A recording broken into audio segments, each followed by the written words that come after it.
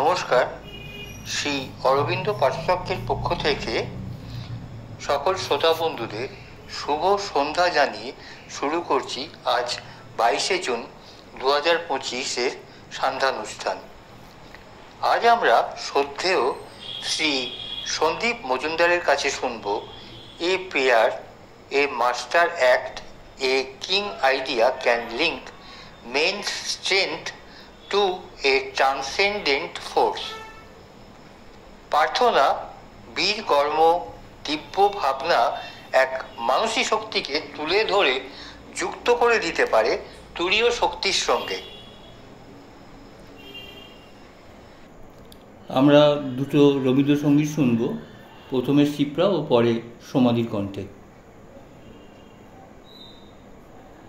তোমার পূজার ছলে তোমায় ভুলে থাকি, বুঝতে নারি কখন তুমি দাও যে ফাঁকি। তোমার পূজার ছলে তোমায় ভুলে থাকি, ফুলের মালা, দীপের আলো, ধূপের ধোঁয়ার পিছন হতে পাইনি সুযোগ চরণ ছোঁয়ার। ফুলের মালা, দীপের আলো, ধূপের ধোঁয়ার পিছন হতে পাইনি সুযোগ চরণ ছোঁয়ার। স্তবের বাণীর আড়াল টানি তোমায় ঢাকি, তোমার পূজার ছলে তোমায় ভুলে থাকি। দেখবো বলে এই আয়োজন মিথ্যা রাখি, আছে তোমর তৃষা কাতর আপন আঁখি। কাজ কি আমার মন্দিরেতে আনাগোনায় পাতবো আসন আপন মনের একটি কোণায়।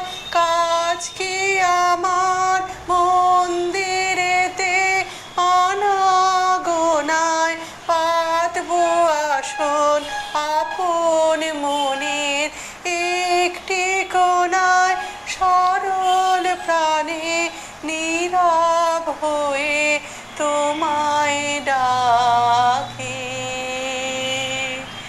তোমার পূজার ছলে তোমায় ভুলে থাকি। বুঝতে নারি কখন তুমি দাও যে ফাঁকি, তোমার পূজার ছলে তোমায় ভুলে থাকি। বরিশধরা মাঝে শান্তির বাড়ি, শুষ্ক হৃদয় লয়ে আছে দাঁড়াই, শুষ্ক হৃদয় লয়ে আছে দাঁড়াই। ঊর্ধ্বমুখে নরনারী,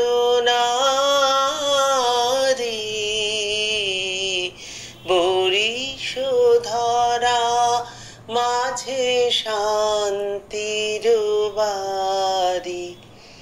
না থাকে অন্ধকার, না থাকে মোহ পাপ, না থাকে শোক পরিতাপ। না থাকে অন্ধকার, না থাকে মোহ পাপ,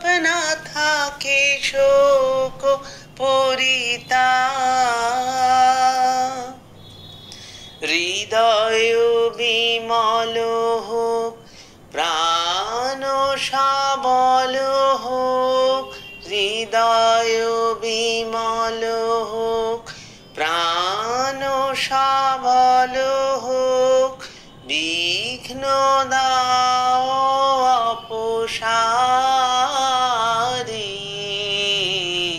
বরিশ ধরা মাঝে শান্তির বাড়ি, বরিশ ধরা মাঝে শান্তির বাড়ি।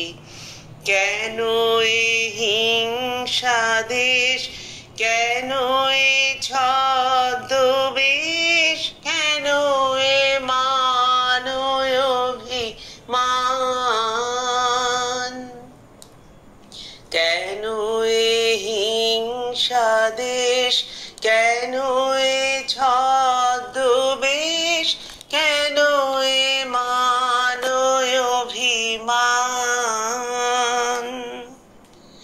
বিতর বিতর প্রেম পাষাণ হৃদয়ে, বিতর বিতর প্রেম পাষাণ হৃদয়ে, জয় জয় হোক তোমারি, বরিশ ধরা মাঝে শান্তির বাড়ি, বরিশ ধরা মাঝে শান্তির বাড়ি।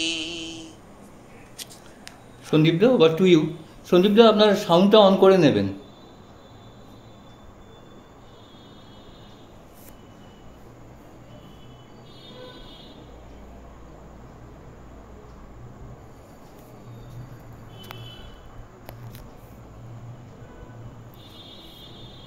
আপনার সাউন্ডটা অফ করা আছে, সন্দীপদা সাউন্ডটা অন করে নিন।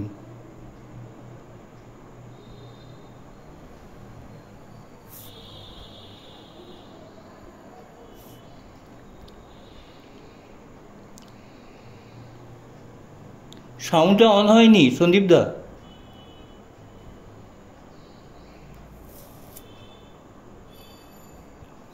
সাউন্ড আসছে না।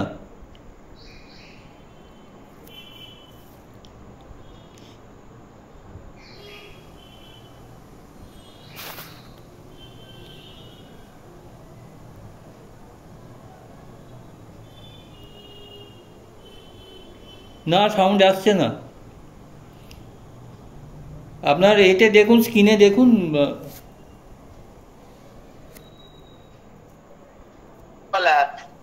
সন্দীপ, আপনি বলুন। তাহলে কি শুরু করব আমরা? হ্যাঁ, শুরু করুন। শ্রী অরবিন্দ রচিত মহাকাব্য সাবিত্রী থেকে আমরা পড়ছি বুক 1 ক্যান্টো 2 দ্য ইস্যু। নলিনীকান্ত গুপ্ত অনুবাদ করেছেন প্রথম পর্ব, দ্বিতীয় সর্গ, সমস্যা। পেজ নাম্বার 20 ইংলিশ বইতে, লাইন 11 and 12। আজকের সাবিত্রীর বিষয় a prayer, a master act, a king idea can link man's strength to a transcendent force. শ্রদ্ধেয় নলিনীদা বাংলা অনুবাদ করেছেন প্রার্থনা এক, বীর কর্ম এক, দিব্য ভাবনা এক, মানসিক শক্তিকে তুলে ধরে যুক্ত করে দিতে পারে তুরীয় শক্তির সঙ্গে। এই ট্রান্সেন্ডেন্ট ফোর্স এখানে বিশ্বাতীত শক্তি, সেখানে নলিনীদা তুরীয় শক্তি অনুবাদ করেছেন। আমরা প্রথমে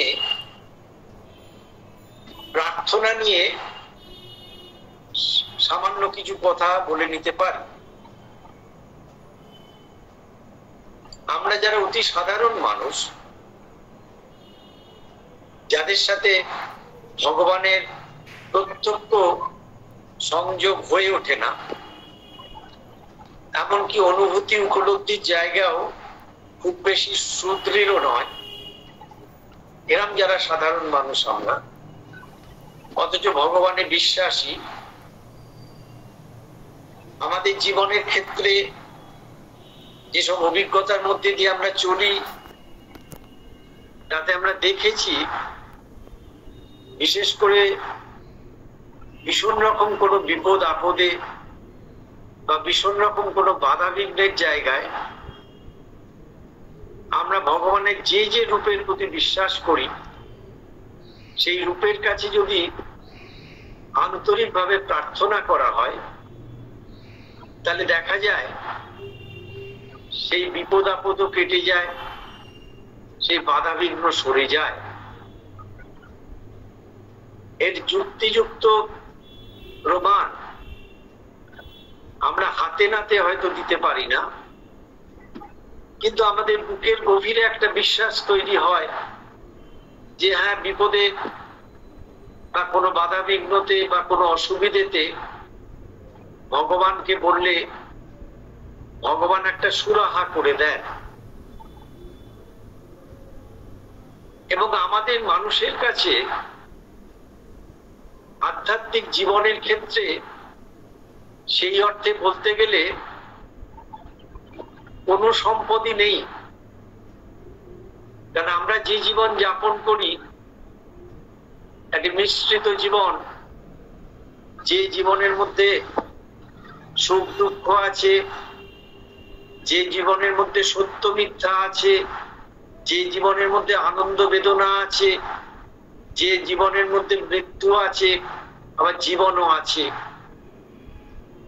সেখানে আমরা কিছু কিছু সময় বা কিছু কিছু অবস্থার পরিপ্রেক্ষিতে এত অসহায় হয়ে পড়ি, তখন মানুষের দিক দিয়ে আমরা কোন রকম যখন কোনো সাহায্য খুঁজে পাই না বা বাইরে থেকে কোনো সাহায্য পাই না, তখন আমরা ভগবানের কাছে প্রার্থনা করি এবং আমরা প্রত্যেকেই জানি সেই প্রার্থনা না কোনো ভাবে মঞ্জুর হয়ে যায় এবং প্রার্থনার ফল আমরা পেতে পারি। এমনকি আমাদের জীবনের অভিজ্ঞতায় আমরা দেখেছি একজন অভাবী মানুষ যে সারাদিন কিছু খায়নি, সারাদিন তার কোনো খাবার জোগাড় করতে পারিনি, ভীষণ কষ্টে আছে, সে যদি সম্পূর্ণ আন্তরিকভাবে ভগবানের কাছে প্রার্থনা করে, তাহলে তিনি নিশ্চিত তার আহারের ব্যবস্থা করে দেন। এ কথা আমরা শুধু বইতে পড়িনি, আমাদের জীবনের ক্ষেত্রে আমরা অনেক অভিজ্ঞতার মধ্যে দিয়ে দেখেছি। আবার আমরা বলতে পারি ভেতর থেকে আর্তস্বরে, মানে একবারে ব্যাকুল হয়ে কেউ যদি ভগবানের কাছে কোনো বিষয় নিয়ে প্রার্থনা করেন, তাহলে সেই প্রার্থনা তিনি শোনেন এবং পূরণ করে দেন।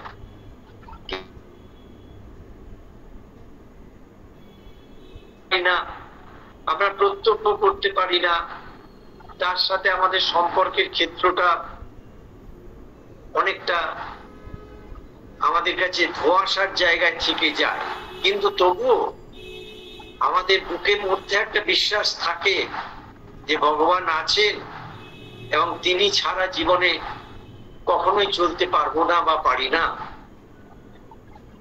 শ্রী অরবিন্দ মায়ের যে পূর্ণ যোগের সাধনা, শ্রী অরবিন্দ বলছেন মাই গন্তব্যস্থান, মার মধ্যেই সবই আছে, তার চেতনায় বাস করলে আপনি সবই ফুটে ওঠে। সুতরাং মাই এখানে আমাদের অবলম্বন, মাই আমাদের একমাত্র গন্তব্য, মাই আমাদের একমাত্র জীবনের ক্ষেত্রে আমাদেরকে এগিয়ে নিয়ে যান। আমরা যে জায়গাটা নিয়ে পড়ছিলাম, এই প্রেয়ার, একটা প্রার্থনা, এ মাস্টার অ্যাক্ট। দেখুন এখানে নলিনীদা অনুবাদ করেছেন বীর কর্ম এক।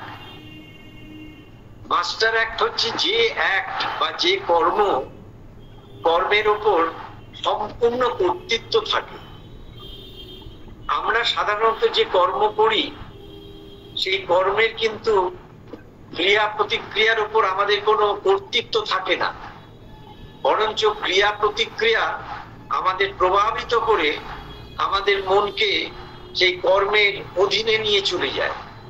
কিন্তু মাস্টার অ্যাক্ট হচ্ছে যে কর্ম হচ্ছে কর্তৃত্বপূর্ণ কর্ম,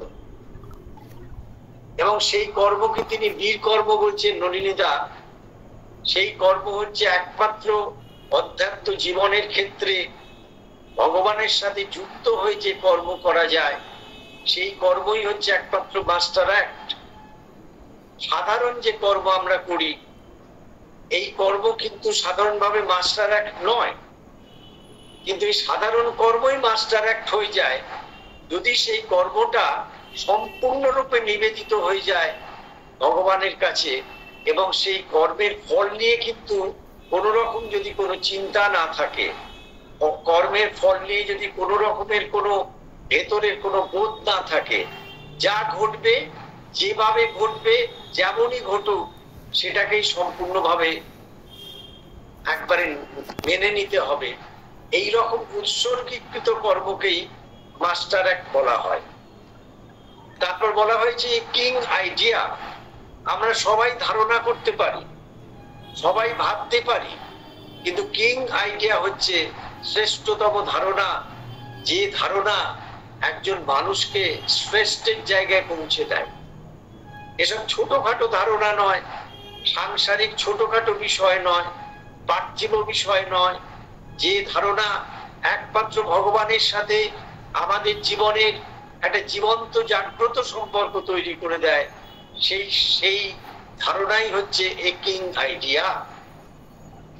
কি করে? এ প্রেয়ার, একটা প্রার্থনা।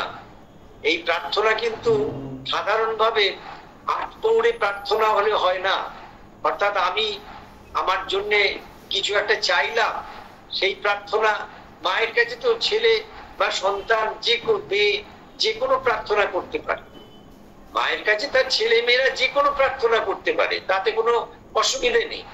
কিন্তু যখন অধ্যাত্ম সাধনার ক্ষেত্রে কথা বলা হয় তখন এই প্রেয়ার মানে হচ্ছে যে প্রার্থনা একবারে নিঃস্বার্থ এবং নিবেদিত প্রার্থনা, ভগবানের কাছে নিবেদিত যে প্রার্থনা। এই মাস্টার অ্যাক্ট, যে কর্ম সম্পূর্ণরূপে কর্তৃত্বের সাথে করা হয় সেখানে কর্মকে কিন্তু অধীনস্থ করা হয়, কারণ কর্ম নিবেদিত হয় ভগবানের কাছে। এ কিং আইডিয়া, একটা শ্রেষ্ঠতম ধারণা, ক্যান লিঙ্ক, সেটা যুক্ত করে দেয় ম্যান স্ট্রেংথ। আমাদের ব্যক্তি জীবনের ক্ষেত্রে সাধারণভাবে আমাদের যে শক্তি রয়েছে, আমাদের শারীরিক শক্তি, আমাদের প্রাণিক শক্তি, আমাদের মানসিক শক্তি, সেই শক্তির মধ্যে সীমাবদ্ধতা আছে। কিন্তু সেই সীমাবদ্ধতাকে ভেঙে এই যে প্রেয়ার, মাস্টার অ্যাক্ট এবং কিং আইডিয়া, সেটা কি করে যায়? জুড়ে দেয়, ক্যান লিঙ্ক, জুড়ে দেয়। কার সাথে? Two a transcendent force. অর্থাৎ এই বিশ্ব ব্রহ্মাণ্ডের যে সৃষ্টি ধারা চলছে সেই ধারায় তিনটে ফোর্সকে আমরা পাই। ইন্ডিভিজুয়াল ফোর্স, ভগবানের বেষ্টি শক্তি; ইউনিভার্সাল ফোর্স, ভগবানের বিশ্বগত শক্তি; ট্রান্সেন্ডেন্ট ফোর্স, ভগবানের বিশ্বাতীতা শক্তি। এই বিশ্বাতীতা শক্তিকে নলিনীদা তুরীয় শক্তি বলেছেন। অধ্যাত্ম সাধনার একবারে সমুচ্চতম যে শক্তি, সেই শক্তির সাথে মানুষের শক্তিকে যুক্ত করে দেন। তাই যারা অধ্যাত্ম ব্যক্তিত্ব তাদের দেখে কিন্তু আমরা বিস্ময় অভিভূত হয়ে যাই যে একজন মানুষ এই সামান্য কিছু বয়সের মধ্যে বা এই জীবনের মধ্যে এত মহৎ কর্ম সারা বিশ্ব জুড়ে কিভাবে করতে পারে। আসলে তিনি করেন যেটা, তিনি যন্ত্র হয়ে যান, ভগবান তার মধ্যে দিয়ে কাজ করেন। এমনকি আমরা অধ্যাত্ম সাধনার ক্ষেত্রে এই কথাও বলতে পারি, যারা খুব প্রতিভাবান, যাদের মানে অসাধারণ মেধা রয়েছে, তারা যখন কিছু সৃষ্টি করেন বা কোনো সৃজনশীল কর্মের মধ্যে দিয়ে সাফল্য লাভ করেন, তখন বলা যায় যে ভগবান তার ওই প্রতিভার মধ্যে দিয়ে, তার ওই সৃজনশীলতার মধ্যে দিয়ে তার সেই মহিমাকে প্রকাশ করে দিলেন। সুতরাং মানুষ যখন একেবারে যন্ত্র হয়ে যেতে পারে ভগবানের কাছে, তখন কিন্তু সেই মানুষ আর সাধারণ মানুষ থাকে না। তখন মানুষের মধ্যে দিয়ে ভগবৎ সত্তা নিজে প্রকাশিত হয়ে ভগবানের মহিমাকে বিশ্ব চরাচরের মধ্যে প্রতিষ্ঠা করে দেন। এবং আমরা দেখেছি প্রার্থনার মধ্যে দিয়ে যখন যে দুটো বিষয় বিশেষ করে থাকে, সেটা হচ্ছে তীব্র বিশ্বাস। এত বড় বিশ্বাস, যে বিশ্বাস কিন্তু পাথরকে ফাটিয়ে দিতে পারে, যে বিশ্বাস সমস্ত বাধা বিঘ্নকে ভেঙে চুরমার করে দিতে পারে, সেই তীব্র বিশ্বাস। এবং সেখান থেকে তীব্র আস্পিয়া আসে। সেই তীব্র বিশ্বাস এবং আস্পিয়া অঘটন ঘটন পটিয়সী সমস্ত অবস্থাকে আমাদের সামনে তুলে ধরে। যে জিনিস কোনোদিন হওয়ার কথা নয়, যে জিনিস একবারে অসম্ভব, যেটা অবাস্তব, যেটা কল্পনার মধ্যে আনা যায় না, সেই সব জিনিস ঘটিয়ে দেয় আমাদের জীবনে। এই প্রচন্ড ভাবে এই প্রার্থনার মধ্যে দিয়ে যদি সেই তীব্র বিশ্বাস এবং তীব্র আস্পিয়া থাকে। প্রার্থনা এমনই এক মাধ্যম, যে মাধ্যমে কিন্তু মানুষ খুব সাধারণ ভাবে, তাকে খুব তন্নিষ্ঠ, ভীষণ রকম একটা কষ্টকর, ক্লেশকর, একান্ত নিঃসঙ্গ সাধনা করতে হবে তা নয়। যে সাধনায় মানুষ একেবারে সাধারণ জীবন যাপন করছে, প্রতিদিনের জীবনে ঘুম থেকে ওঠা থেকে ঘুমানো পর্যন্ত সে প্রাত্যহিক যে কর্মের মধ্যে দিয়ে রয়েছে, সংসারের বিভিন্ন বাধা বিঘ্ন সমস্যার মধ্যে দিয়ে রয়েছে, তার অনেক রকমের বৈচিত্র্যপূর্ণ অবস্থার মধ্যে দিয়ে চলতে হচ্ছে, মন একই রকম অবস্থায় থাকে না। সেই অবস্থায় একমাত্র অবলম্বন হচ্ছে প্রার্থনা।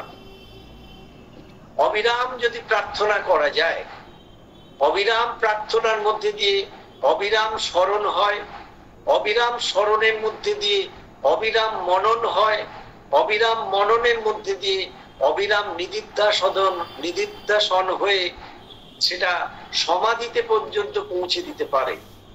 সুতরাং প্রার্থনা আধ্যাত্মিক জীবনে বিশাল গুরুত্ব রয়েছে।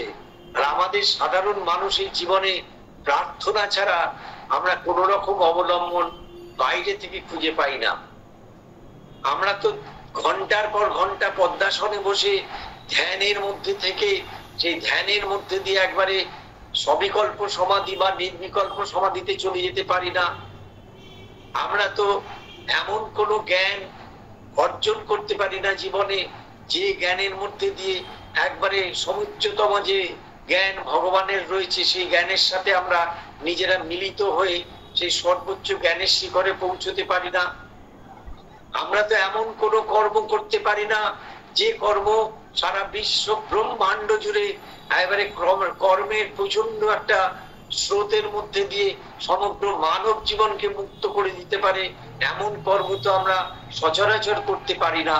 তাই আমরা যে সাধারণ মানুষ, যে সাধারণ অবস্থায় রয়েছি, যে প্রতিদিনের জীবনের মধ্যে যে ক্ষুণ্ণ বৃত্তির মধ্যে রয়েছি, যে সমস্যা বাধা বিঘ্নের মধ্যে রয়েছি, সেখানে একমাত্র আমাদের অবলম্বন হচ্ছে প্রার্থনা করা। মাকে যে কোনো বিষয় যদি প্রার্থনা করা যায়, আন্তরিকভাবে যদি প্রার্থনা করা যায়, তার ফল ফলবেই। এখন আমরা অনেক সময় অধৈর্য হয়ে পড়ি, আমাদের সময়ের মধ্যে কেন ফলছে না? তার কারণ হচ্ছে আমাদের আধার সেইভাবে প্রস্তুত নয়। সেই প্রার্থনা যে অবস্থায় গিয়ে পৌঁছয়, সেখান থেকে সেই প্রার্থনার যে উপযুক্ত যে উত্তর আমাদের কাছে পৌঁছয়, সেই উত্তর শোনার মতো কান আমাদের তৈরি হয়নি, সেই উত্তর বোঝার মতো মন আমাদের তৈরি হয়নি। তাই আমাদের যদি ভেতর সঠিকভাবে তৈরি হয়ে থাকে, তাহলে কিন্তু যে কোনো প্রার্থনাই কিন্তু আমাদের সঙ্গে সঙ্গে উত্তরের জায়গাটা জানিয়ে দেবে। শ্রী অরবিন্দের যে পূর্ণযোগ সাধনা, এই সাধনার যে অবলম্বনের জায়গাটা, সেটা হচ্ছে ইনার গ্রোথ অফ কনসাসনেস, অর্থাৎ চেতনার আন্তর সমৃদ্ধি হলো সাধনার মূল যে বিষয়টি। তাই তিনি বলছেন, it is by constant inner growth that one can find a constant newness and unfailing interest in life. It is by constant inner growth that one can find a constant newness and unfailing interest in life. অর্থাৎ অবিরাম আন্তর সমৃদ্ধি, অর্থাৎ ভেতর থেকে যেটা বেড়ে ওঠা অধ্যাত্ম সাধনায়, সেই সাধনা যদি থাকে তবেই কিন্তু মানুষ সবসময়ের জন্য একটা নতুনত্ব এবং জীবনের জন্য একটা অব্যর্থ প্রেরণা পায়। There is no other satisfying way, এছাড়া অন্য কোনো পথ নেই নিজেকে সন্তুষ্ট করার বা নিজেকে তৃপ্ত হওয়ার। বাইরে থেকে কিন্তু কখনোই আমরা জীবনে সম্পূর্ণভাবে তৃপ্ত হতে পারি না, সম্পূর্ণভাবে সন্তুষ্ট হতে পারি না। শ্রী অরবিন্দ লাইফ ডিভাইন গ্রন্থে বলছেন, একজন মানুষ যদি বাইরে থেকে সমস্ত কিছু অর্জন করে নেয়, সমস্ত কিছু যেগুলো অর্জন করার জন্য মানুষ সারা জীবন দুঃসহ পরিশ্রম করে, প্রচন্ড রকম কষ্ট করে, সেই সব যদি মানুষের মধ্যে সমস্ত ডিজায়ারাস জিনিসকে এনে দেয়া হয়, যা যা চাইলে সে তৃপ্ত হবে, সবকিছু পাওয়ার পরও দেখা যায় সে ইনস্যাটিয়েবল কন্ডিশনে থাকে, তার মধ্যে একটা অতৃপ্তি থাকে। একমাত্র মানুষ তৃপ্ত হতে পারে যদি মানুষের সাথে ভগবানের মিলন ঘটে, আর ভগবান যদি মানুষের দায়িত্ব নেয় জীবনের, তবেই কিন্তু মানুষ সব সময়ের জন্য একটা নতুনত্ব, সব সময়ের জন্য একটা আনন্দ এবং একটা প্রেরণার মধ্যে দিয়ে জীবন কাটাতে পারে। আমরা এই প্রেয়ার সম্পর্কে মায়ের লেখা থেকে কিছু লেখা আমরা এখন শুনছি। মা কি বলছেন, এইখানে আটটা পয়েন্ট আছে, 8টা না 9টা পয়েন্ট আছে। আমরা এক একটা করে পয়েন্ট এখানে ধরে ধরে আলোচনা করছি। মা প্রথম বলছেন যেটা, সেটা হলো the whole of our life, the whole of our life। দেখুন, আমরা ভাবি দিনের কোনো একটা সময় শ্রী অরবিন্দ মাকে প্রণাম করলাম বা ভগবানকে প্রণাম করলাম, আর একটু প্রার্থনা করে এমনি সাধারণ গতানুগতিক জীবন যাপন করলাম, তা কিন্তু নয়। কি বলছেন, the whole of our life should be a prayer, অর্থাৎ আমাদের সমগ্র জীবনটাই ভগবানের কাছে একটা প্রার্থনা, offered to the divine, এবং সেটা ভগবানের কাছে উৎসর্গ করার মতো একটা প্রার্থনা সমগ্র জীবনটাই, অর্থাৎ সমগ্র জীবনটাই ভগবানের কাছে উৎসর্গীকৃত একটা প্রার্থনা।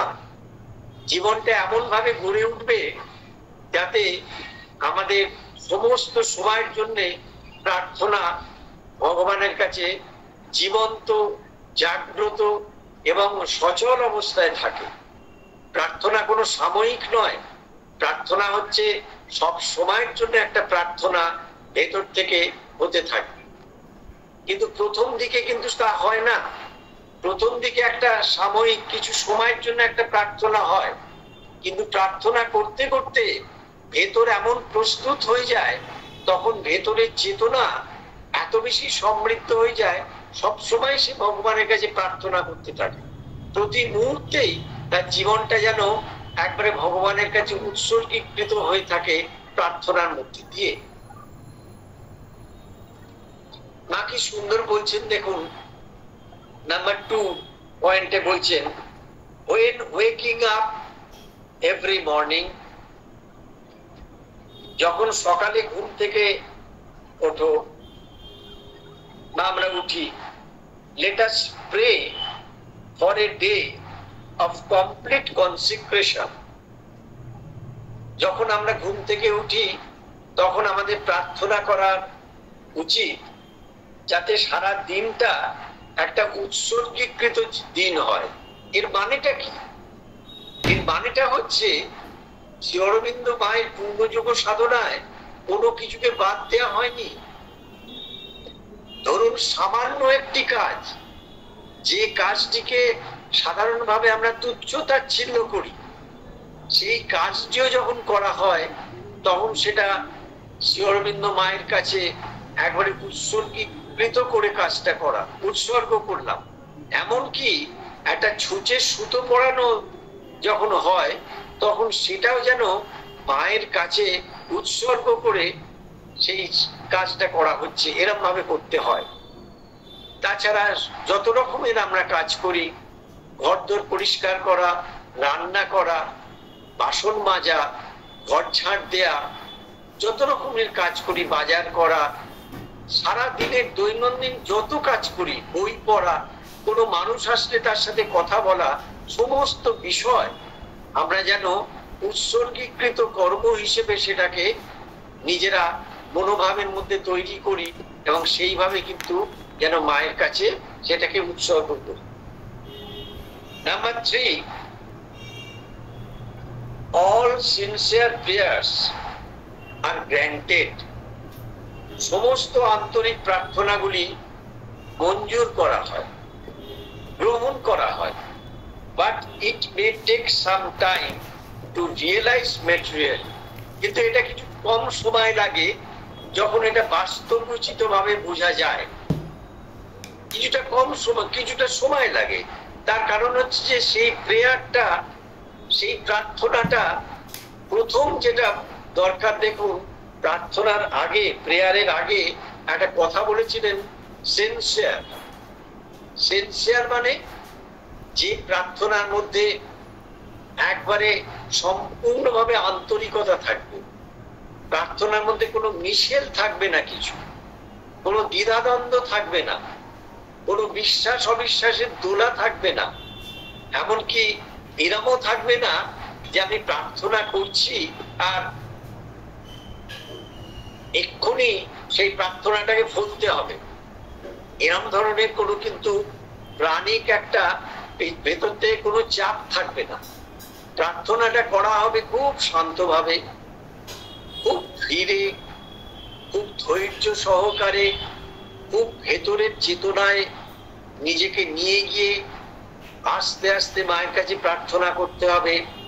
যে বিষয়ে প্রার্থনা করছি সেই বিষয়ে প্রার্থনা সম্পর্কে ভালোভাবে নিজেকে সচেতন হতে হবে, সতর্ক হতে হবে, এবং যখন প্রার্থনা করা হবে তখন যেন সমস্ত সত্তার মধ্যে দিয়ে আন্তরিকভাবে সেই প্রার্থনাটা প্রকাশিত হতে থাকে, তবেই কিন্তু সেই প্রার্থনা গ্রহণ করা হয়। এবং সেই প্রার্থনা যখন বাস্তবোচিত হয় তার উত্তর আসার ব্যাপারে সেটা একটু সময় নেয়। তার কারণ হয়তো আমরা নিজেরাই আমাদের ভেতরের সমস্ত সত্তার মধ্যে দিয়ে সম্পূর্ণভাবে উৎসর্গীকৃত নয়, তাই যখন প্রার্থনার উত্তর দেয়া হয় আমরা হয়তো তৎক্ষণাৎ সেটাকে বুঝতে পারি না। এরপর মা বলছেন number 4, let us pray with all our heart that the divine work may be accomplished. আমাদের হৃদয় দিয়ে প্রার্থনা করতে হবে। let us pray, আমাদের প্রার্থনা করতে হবে with all our heart, আমাদের হৃদয় দিয়ে প্রার্থনা করতে হবে that the divine work, যে ভগবানের কাজ may be accomplished, ভগবানের কাজ যাতে সম্পন্ন হতে পারে, অন্য কোনো কাজ না। একমাত্র এই পৃথিবীর মাটিতে যে অবস্থার মধ্যে আমরা চলছি, যে বিশৃঙ্খলার মধ্যে দিয়ে আমরা চলেছি, যে যুদ্ধ বিগ্রহের মধ্যে দিয়ে আমরা চলেছি, যে হানাহানির মধ্যে দিয়ে আমরা চলেছি, যে মৃত্যু মিছিলের মধ্যে দিয়ে আমরা চলেছি, এর সমাধান কিন্তু কোনো মানুষ করতে পারবে না, বাইরে থেকে কোনো প্রশাসন করতে পারবে না, বাইরে থেকে কোনো সরকার করতে পারবে না। এর একমাত্র সমাধান হচ্ছে আমরা যদি ভাগবত চেতনাকে এই পৃথিবীর মাটিতে নামিয়ে আনতে পারি, তবে ভাগবত চেতনায় কিন্তু মানুষের মধ্যেকার সমস্ত দ্বন্দ্ব, সমস্ত বিরোধ, সমস্ত কলহ, সমস্ত আত্মগ্লানি, সমস্ত কিছুকে দূর করে দিয়ে মানুষকে পূর্ণতায় পৌঁছে দিতে পারে। যে মানুষ তখন একটা সত্যি করে ভাগবত জীবন যাপন করার জন্য এই পৃথিবীটাকে ভগবানের পৃথিবী হিসেবে গড়ে তুলতে পারে। কিন্তু বর্তমান অবস্থায় তার কোনো চিহ্ন আমরা দেখতে পাচ্ছি না। তার কারণ হচ্ছে সমস্ত স্তরাবলী থেকে, অবচেতন নিশ্চেতনার স্তর থেকে সমস্ত অন্ধকারটা অতিমানব শক্তির চাপে পড়ে ওপরে উঠে এসছে, আর মানুষ তার কদর্য রূপ প্রতি মুহূর্তে দেখাতে শুরু করে দিচ্ছে। নাম্বার 5 হচ্ছে when in our despair। এটা খুব ইম্পর্টেন্ট জায়গা। দেখুন, আমরা যে জীবনে চলি, কোনো মানুষ বলতে পারে না যে সারা জীবন সে নিরবচ্ছিন্ন সুখের মধ্যে দিয়ে কাটিয়েছে, বা সারা জীবন সে নিরবচ্ছিন্ন দুঃখের মধ্যে দিয়ে কাটিয়েছে। এ কথা কোনো মানুষ বলতে পারে না।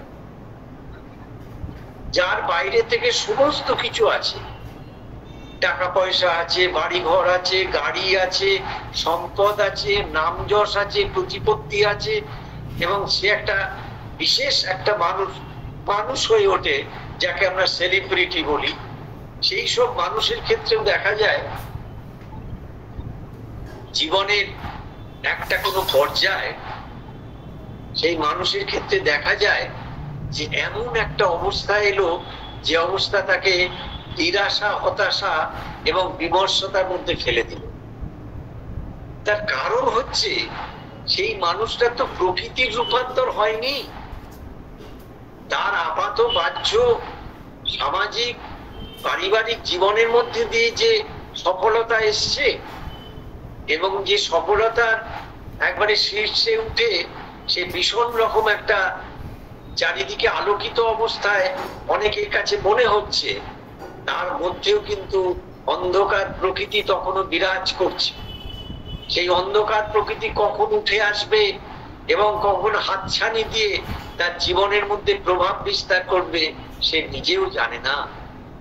তাই শ্রী অরবিন্দ এই যে পূর্ণযোগ সাধনা নিয়েছেন, এই সাধনা ছাড়া পৃথিবীর মাটিতে মানুষের জীবনের ভিন্নতর যত সমস্যা রয়েছে, সমস্ত সমস্যার স্থায়ী সমাধান বাইরে থেকে কোনো মানুষ করতে পারবে না, কোনো কেউ করতে পারবে না।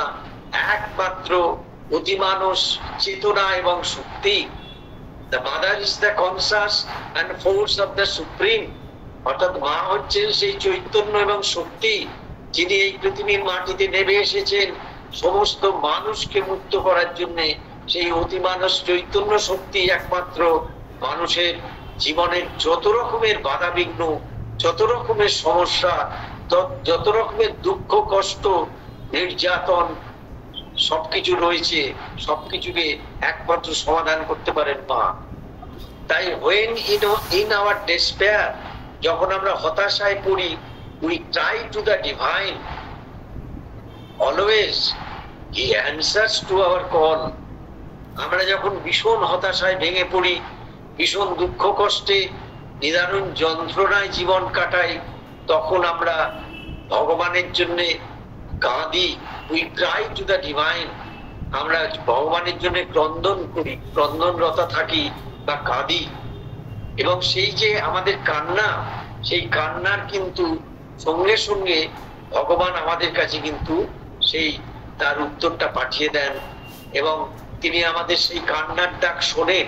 শুধু শোনেন না, আমাদের কিন্তু এমন সুন্দরভাবে নিরাময় করে দেন।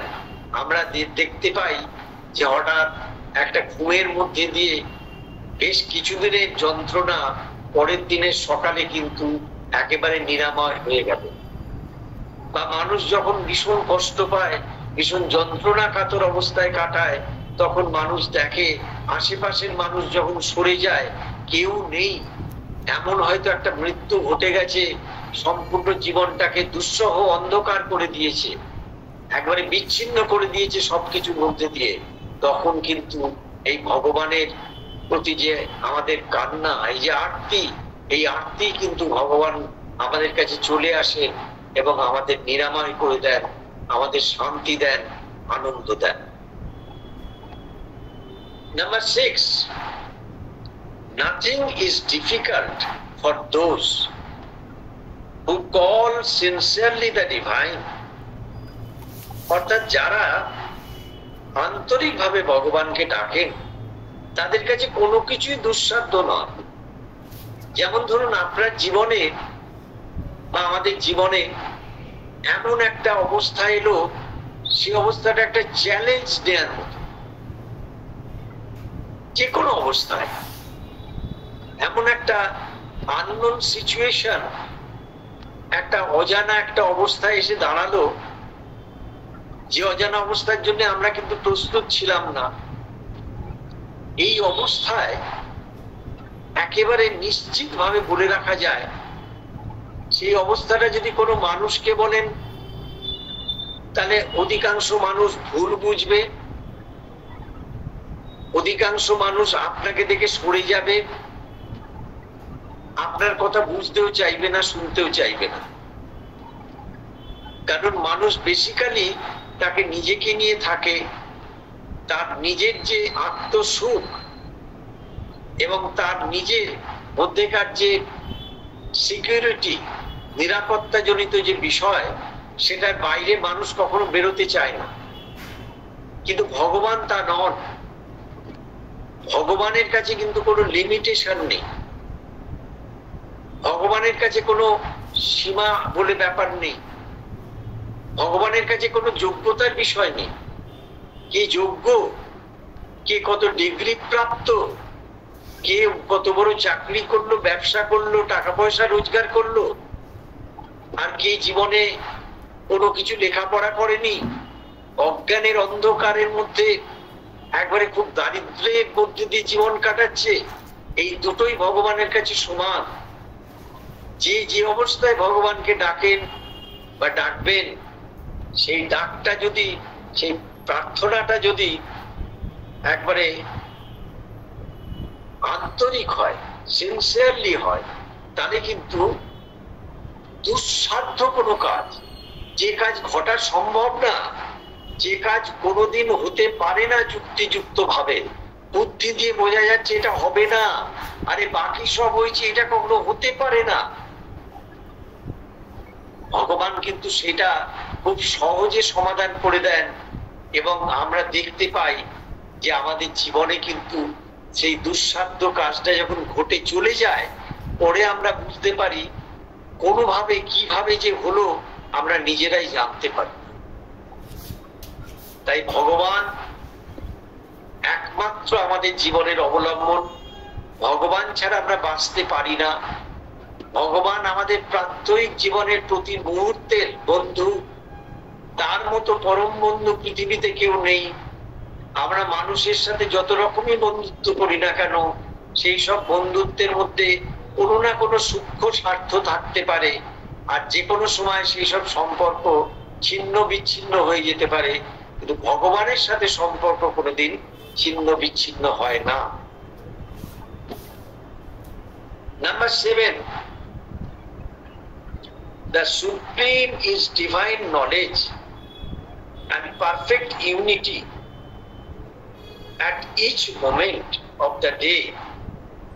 Let us call to him so that we may be nothing else than himself.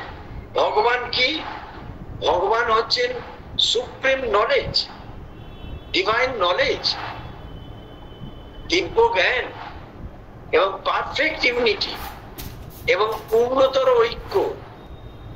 এই যে দিব্য জ্ঞান, এই জ্ঞানের মধ্যে কিন্তু অজ্ঞানের কোনো ছায়া থাকবে না।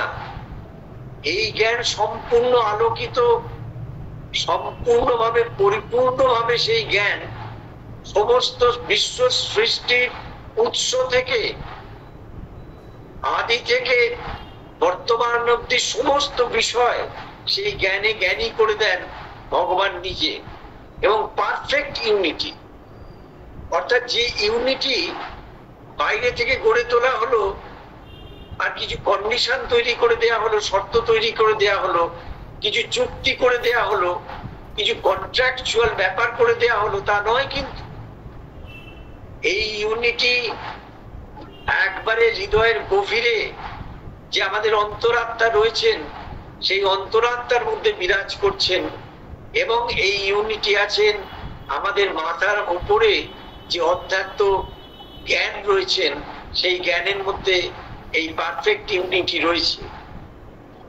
এবং at each moment of the day, জীবনের প্রত্যেকটা মুহূর্তে, let us call to him, আমরা প্রত্যেক সময় ভগবানকে ডাকি, যাতে we may be nothing else than himself, আমার ভগবান ছাড়া অন্য কিছুকেই যেন আমাদের জীবনে কোন রকম ভাবে কোনো গুরুত্ব না দিই।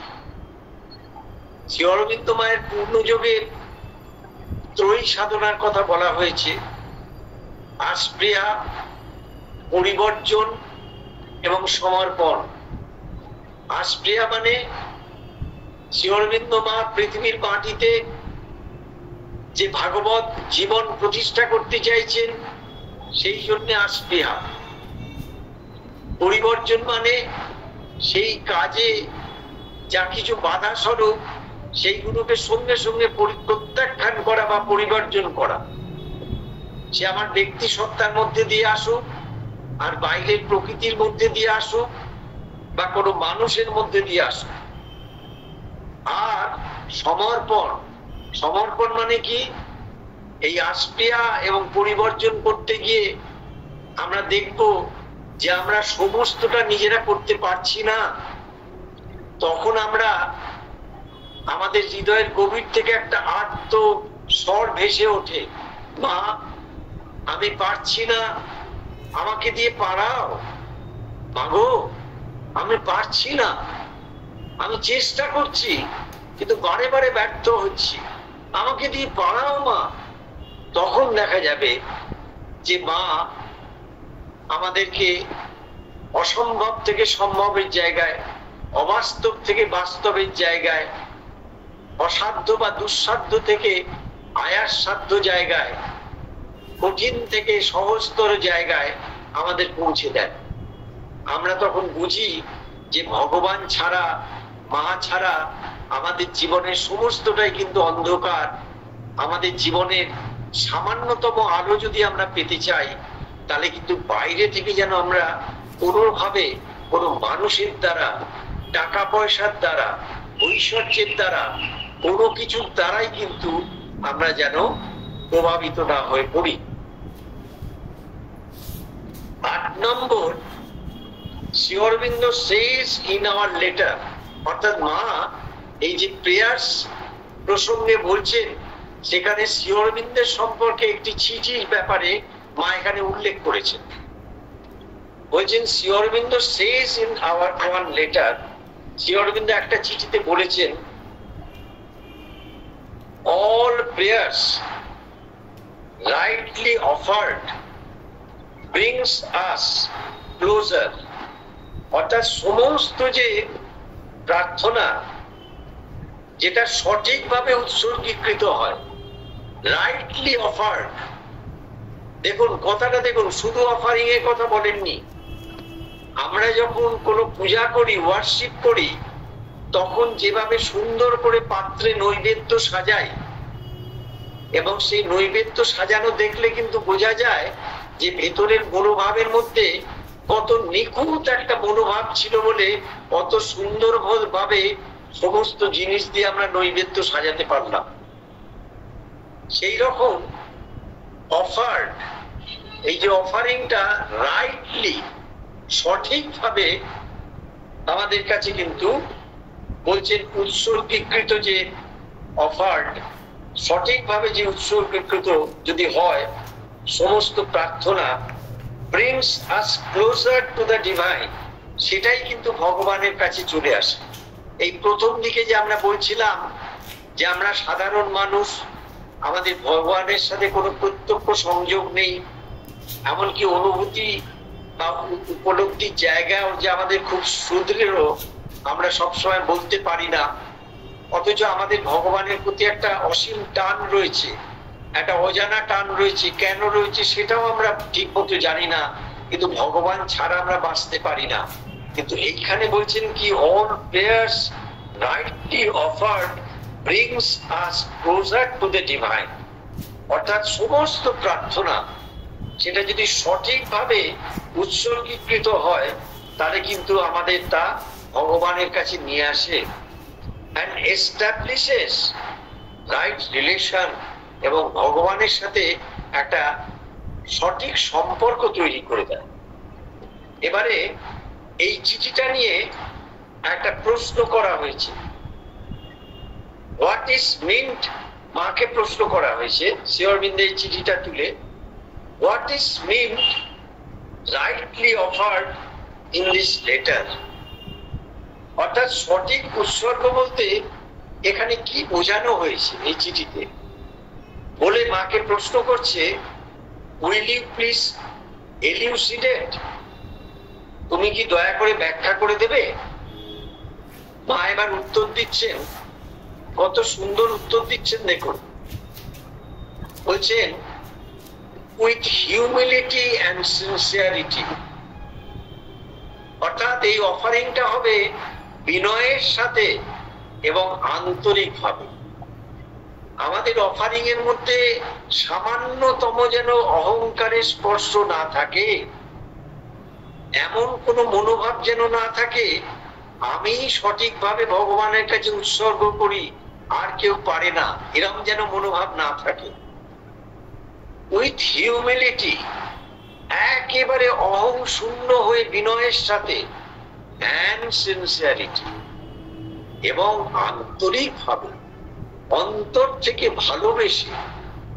আমরা যেমন আমাদের জীবনের ক্ষেত্রে, বাস্তব জীবনের ক্ষেত্রে যাকে ভালোবাসি তার থেকে কিন্তু আমরা কিছু চাই না, তাকে কিন্তু সমস্ত ভাবেই ভালোবাসতে চাই।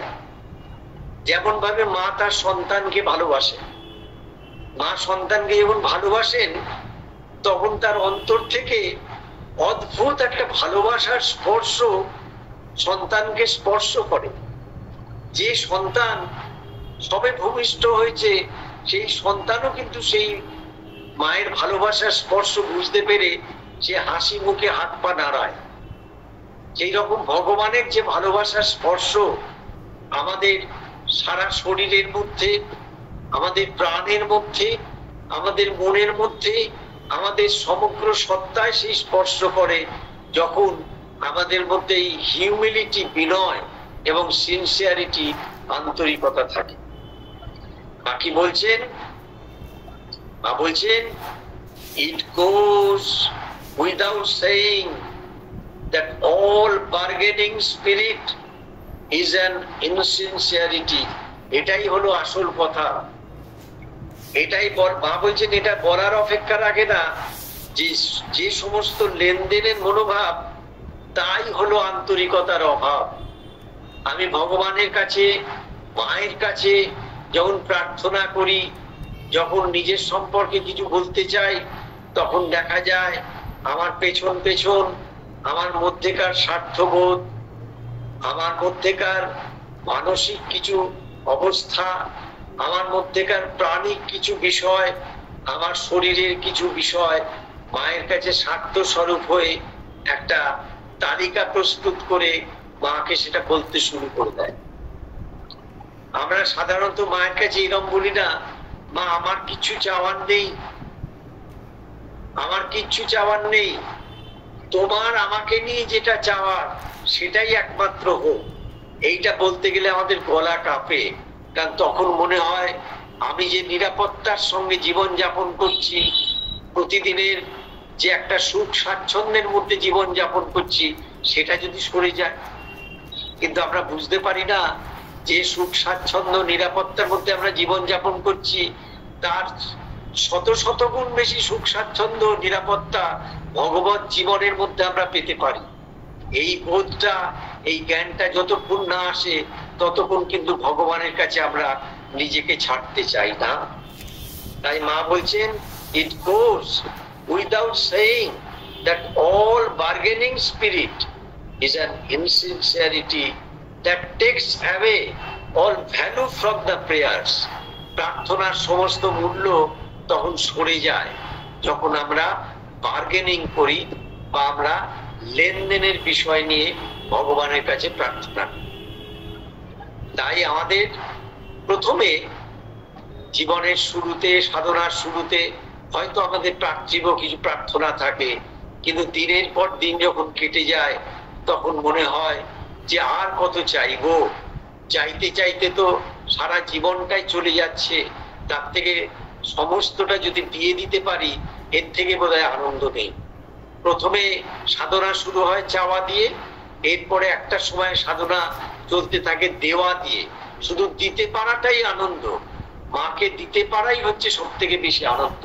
সমগ্র সত্তার মধ্যে, অনুকরণের মধ্যে মায়ের শান্তি, মায়ের আনন্দ, মায়ের শক্তি, মায়ের আলো ভরপুর করে দেয় আমাদের জীবনকে। আজকে শেষ যে লেখা প্রেয়ার সম্পর্কে, nothing is difficult for those who call sincerely to be divine. তাদের কাছে কোনো কিছুই কষ্টকর নয় যারা ভগবানকে আন্তরিকভাবে ডাকে। কোনো জ্ঞানের দরকার নেই, কোনো বিশেষ কোনো চোখ ঝলসানো কর্মের দরকার নেই। আমি একটা সাধারণ মানুষ।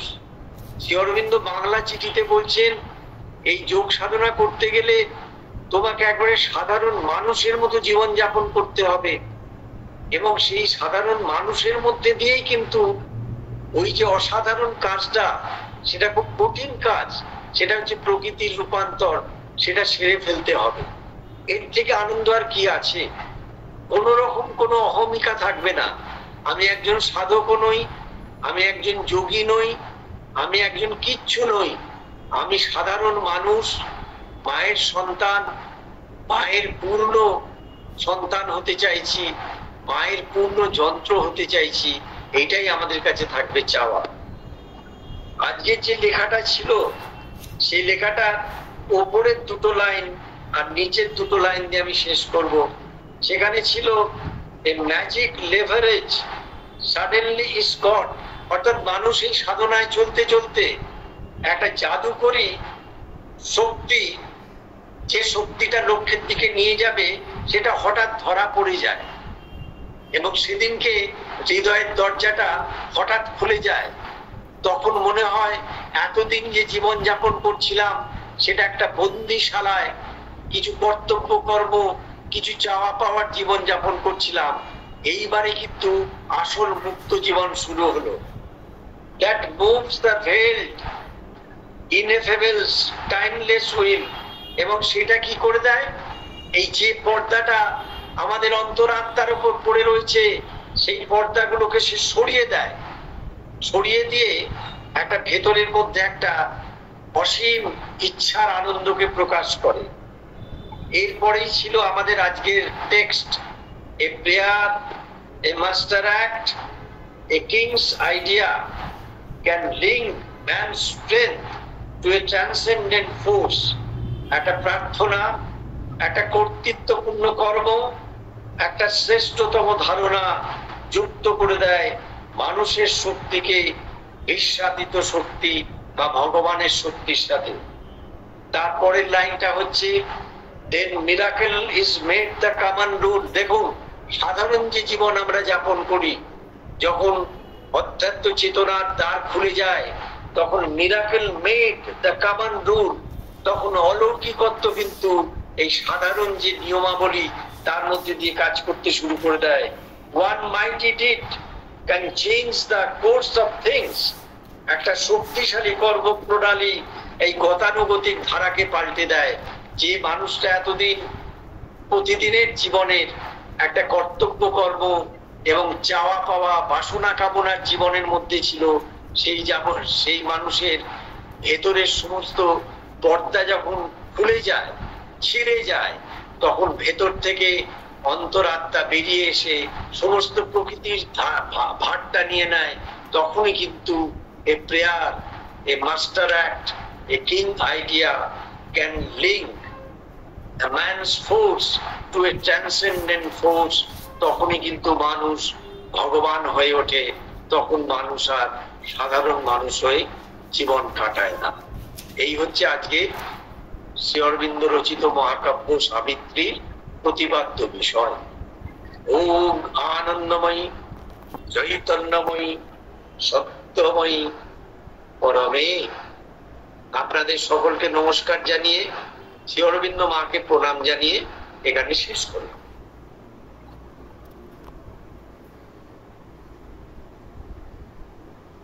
ঠিক আছে স্বামীজি, বিদায়। সমাধি এখানে তাহলে শেষ করলাম। হ্যাঁ।